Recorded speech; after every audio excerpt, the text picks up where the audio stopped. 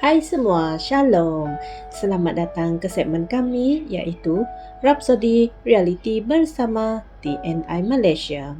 Untuk yang pertama kali mendengarnya, ini adalah sebuah platform di mana kita akan sama-sama belajar dan meneguhkan iman rohani kita dengan mendengar firman Tuhan. Puji Tuhan. Jadi, masa sekarang adalah masa untuk Rhapsody, masa untuk santapan rohani. Haleluya. Pada hari ini 24 Julai, tajuk firman Tuhan yang Pastor Chris ingin kongsikan bersama adalah Dia telah mencapai tujuannya. Dia telah mencapai tujuannya. Haleluya. Mari kita sama-sama melihat ayat pembukaan kita di Kolose 1 ayat 26 hingga 27 yang berkata, yaitu rahsia yang tersembunyi dari abad ke abad dan dari generasi ke generasi, tetapi sekarang telah dinyatakan kepada orang kudusnya, yaitu Kristus yang ada di dalam kamu adalah pengharapan akan kemuliaan. Amin. Mari kita mengkaji 3 bahagian ayat Injil yang merujuk kepada pekerjaan Yesus yang telah diselesaikan. Yang pertama sekali adalah dalam Yohanes 17 ayat 4 di mana dia berkata kepada Bapa, Aku telah menyelesaikan pekerjaan yang telah engkau berikan kepadaku untuk melakukannya. Amin. Peristiwa yang kedua adalah ketika dia berada di kayu salib apabila dia berkata, Sudah selesai. Anda boleh baca dalam Yohanes 19 ayat 30. Yang ketiga adalah dalam Ibrani 10 ayat 12 hingga 13 dan ia menyatakan, namun dia sesudah mempersembahkan satu korban kerana dosa-dosa, dia duduk di sebelah kanan Allah untuk selama-lamanya. Daripada masa itulah, dia menantikan musuh-musuhnya dijadikan alas kakinya. Amin. Tuhan Yesus pada hari ini telah didudukkan dengan Allah dan menantikan saatnya di mana musuh-musuhnya dijadikan sebagai alas kakinya. Haleluya.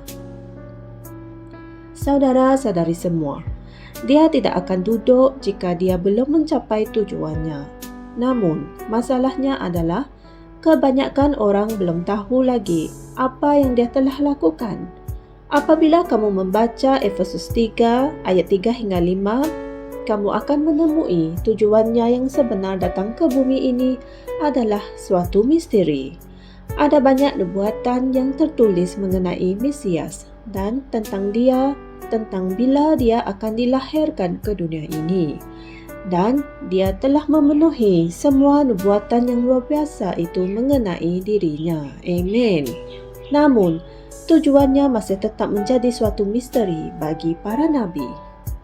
Apakah misteri itu? Misteri itulah yang kita baca dalam ayat Injil pembukaan kami. Kristus yang ada di dalam kamu adalah pengharapan akan kemuliaan. Amin. Inilah misteri yang tersembunyi dari turun-temurun, tetapi ianya sekarang telah dinyatakan kepada orang kudusnya, Maha Mulia Tuhan. Oleh itu terdapat suatu kepastian, suatu jaminan bahawa kehidupanmu adalah sebuah kehidupan yang mulia. Kerana Kristus ada di dalam kamu. Haleluya. Itulah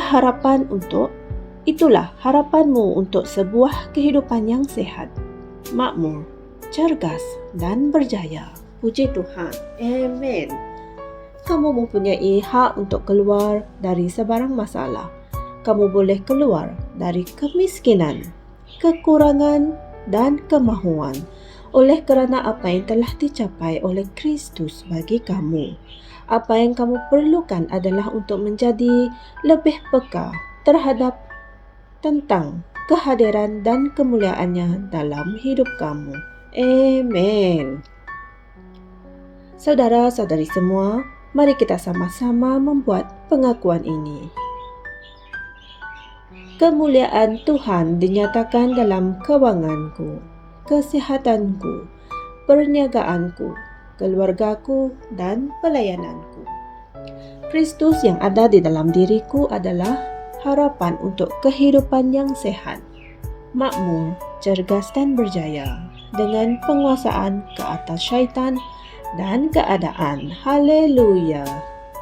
Untuk rendangan tambahan, kalian boleh merujuk dari Alkitab Roma 8 ayat 10 hingga 11 dan Efesus 3 ayat 3 hingga 5. Baiklah saudara-saudari semua, ini saja perkongsian saya pada hari ini.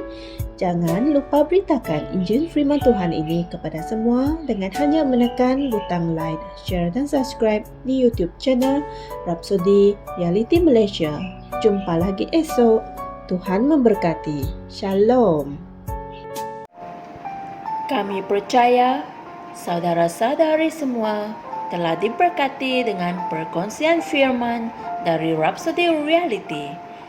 Bagi sesiapa yang ingin menjadikan Yesus Kristus sebagai Tuhan dalam kehidupanmu, kamu boleh mengucapkan doa ini bersama dengan saya.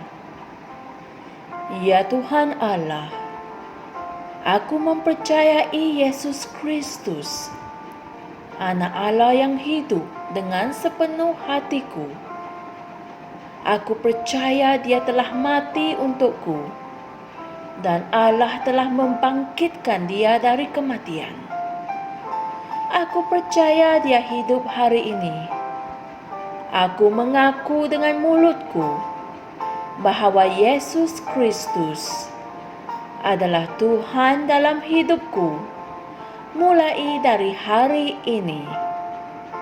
Melalui Dia dan di dalam nama-Nya, aku mempunyai kehidupan yang kekal.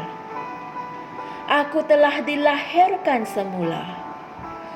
Terima kasih Allah kerana menyelamatkan jiwaku. Aku sekarang adalah anak Allah. Haleluya. Tahniah, sekarang kamu telah menjadi anak Allah. Untuk apa-apa sebarang pertanyaan atau untuk mendapatkan lebih banyak maklumat mengenai bagaimana untuk bertumbuh sebagai seorang Kristian, anda semua boleh hantar mesej di akaun Facebook kami atau email kami di tni.msia@gmail.com. Sekali lagi, tni.msia@gmail.com. Tuhan berkati Anda semua.